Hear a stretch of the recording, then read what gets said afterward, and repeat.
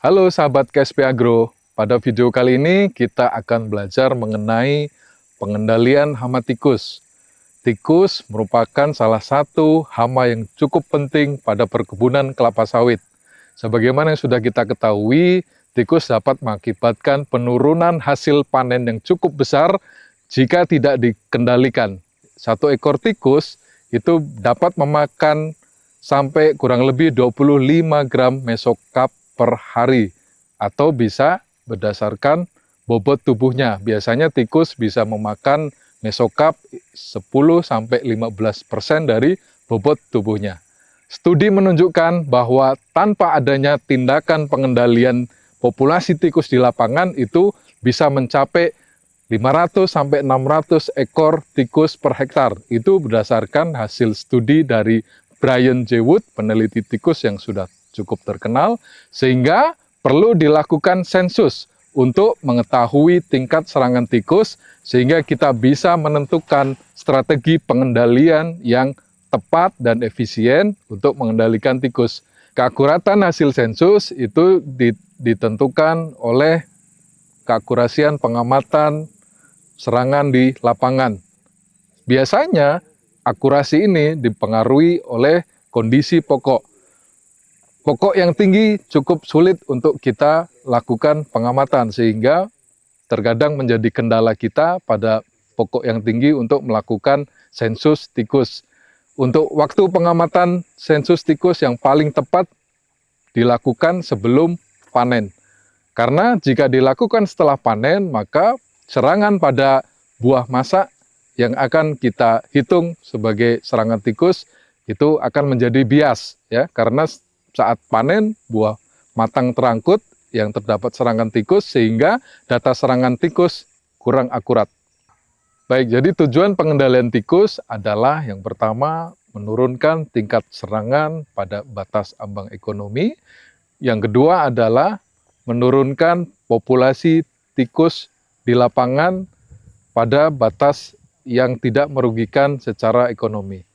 Jenis-jenis tikus yang sering kita jumpai di areal kelapa sawit, diantaranya adalah tikus pohon atau Rattus theomanicus, kemudian ada tikus sawah, Rattus argentiventer, tikus rumah, Rattus diardi, tikus ladang, Rattus exulan.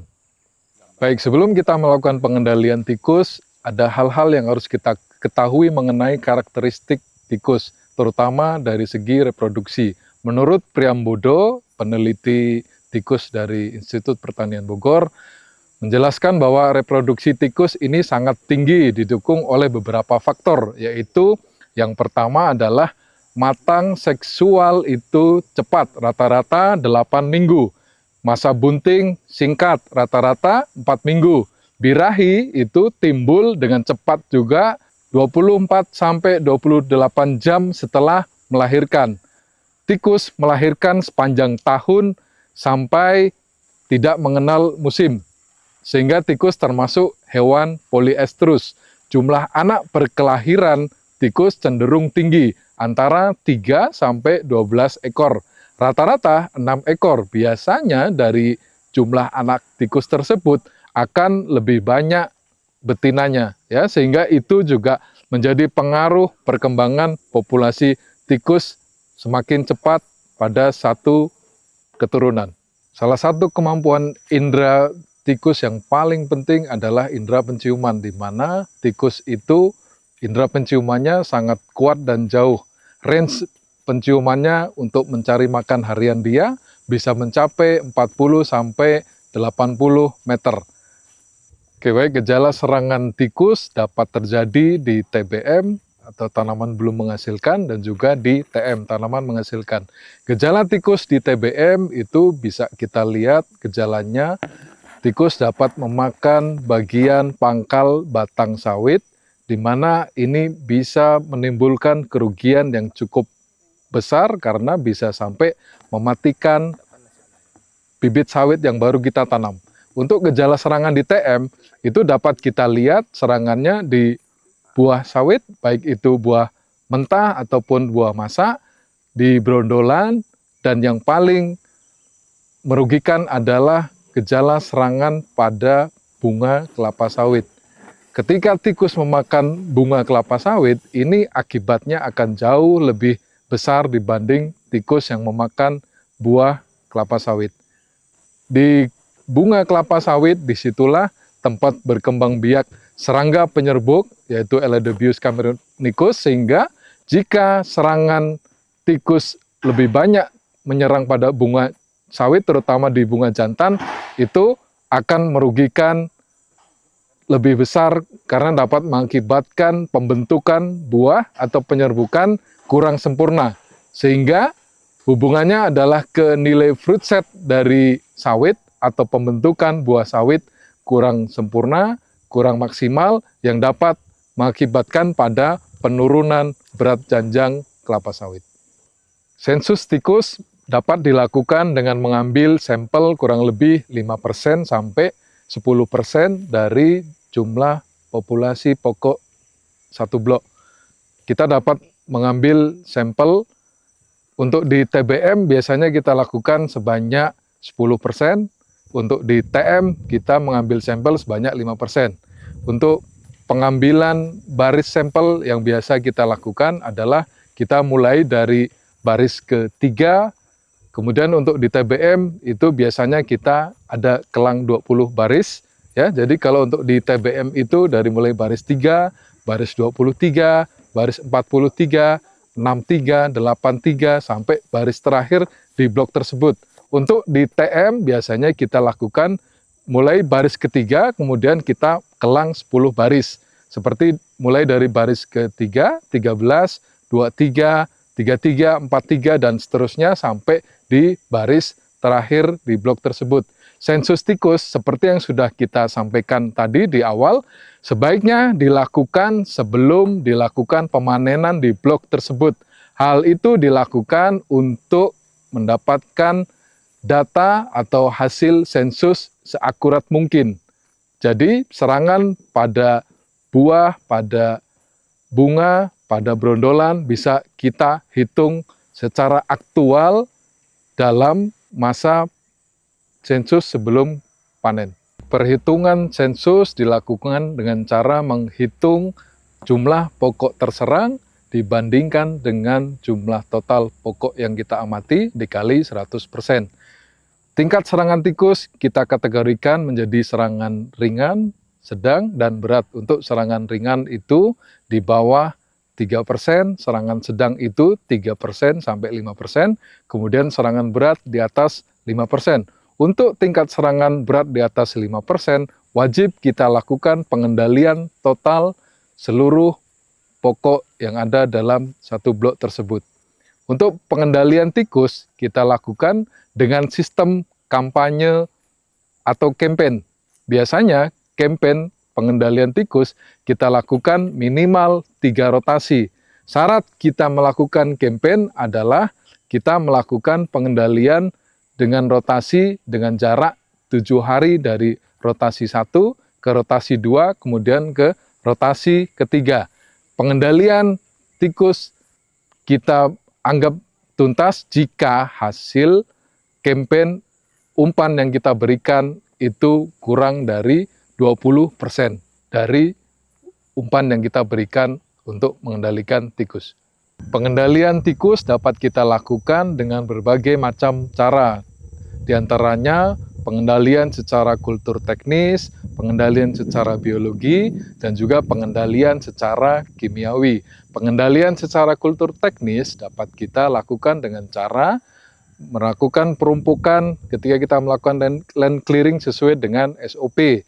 Ya, kemudian kita juga dapat mengkondisikan kondisi rumpukan supaya tidak terlalu tinggi agar tidak menjadi sarang bagi tikus. Kemudian pengendalian secara biologi dapat kita lakukan dengan memanfaatkan musuh alami. Musuh alami tikus yang ada di alam diantaranya adalah ular, kucing, burung elang, itu biasanya terdapat di alam. Namun untuk di perkebunan kelapa sawit, musuh alami yang biasa kita kembangkan yaitu burung hantu. Biasanya dari jenis Tito alba yang sering kita kembangkan di perkebunan kelapa sawit. Pengendalian tikus secara kimiawi kita lakukan dengan menggunakan rodentisida. Rodentisida adalah pengendalian tikus menggunakan racun secara kimiawi. Faktor terpenting yang harus kita perhatikan dalam pengendalian tikus, yaitu yang pertama adalah sensus harus dilakukan dengan waktu yang tepat, yaitu sebelum panen, agar data sensus seakurat mungkin. Kemudian, pengendalian harus dilakukan dengan memperhatikan cara aplikasi racun tikus, bahwa racun tikus tidak boleh dipegang langsung saat kita melakukan aplikasi pada blok yang kita kendalikan. Jadi, tangan kita harus dialasi dengan alas tangan berupa plastik. Kemudian, faktor berikutnya yang menentukan keberhasilan dari pengendalian tikus adalah teknis pengendalian kita harus dilakukan secara terpadu, yaitu dengan pengendalian secara biologis dan juga secara kimiawi, yaitu dengan kita memanfaatkan pengembangan musuh alami berupa burung hantu Tyto alba, dan juga dengan melakukan aplikasi racun tikus secara tepat dan secara tuntas untuk mengendalikan tikus. Kemudian faktor yang penting juga mempengaruhi keberhasilan adalah pengendalian harus dilakukan secara tuntas sampai persentase serangan tikus kurang dari 5%. Kali ini kita berada di rumah produksi rat killer. Apa itu rat killer? Rat killer adalah racun tikus produksi dari Departemen R&D KSP Agro. Jadi kita sudah memproduksi racun tikus ini dari akhir tahun 2024 sampai dengan sekarang. Ya. Jadi untuk pembuatan rat killer, bahan-bahan yang kita gunakan diantaranya ini kita menggunakan jagung. Jagungnya adalah jagung pecah atau jagung pril. Ya. Kemudian ada lilin atau parafin. Kemudian ada racun atau bahan aktif berupa kumatetralir jenisnya, ini mereknya dari Baruchem. Kemudian bahan berikutnya adalah terasi. Ya, jadi keempat bahan ini adalah bahan yang kita gunakan untuk membuat rat killer, racun tikus produksi R&D KSP Agro. Ya, jadi dari bahan ini nanti kita selanjutnya akan kita proses di pemasakan di sini, ya, di pencampuran bahan keempat bahan tadi, ya. Jadi yang pertama adalah kita ada tempat pencampuran bahan jagung dengan racun, ya, di tong pertama ini. Kemudian ada tempat pemasakan lilin dengan terasi di tong kedua, ya. Dari tempat pemasakan ini, bahan ini kita lanjutkan ke meja cetakan. Ya, jadi berikut adalah meja cetakan yang kita pakai. Ada 2 meja cetakan. Ya, dari bahan yang sudah kita tadi masak, kemudian kita campur di meja cetakan, kita cetak dengan menggunakan cetakan yang sudah kita siapkan. Ya, ini untuk satu cetakan dapat menghasilkan kurang lebih 4 kg rat killer. Ya, untuk cetakan sekali cetak menghasilkan 4 kg rat killer. Ya, kemudian setelah kita cetak, nanti kita beralih ke meja hasil. Ya, di sini ada meja hasil dari cetakan tadi. Kemudian kita keluarkan racunnya, bentuknya seperti ini.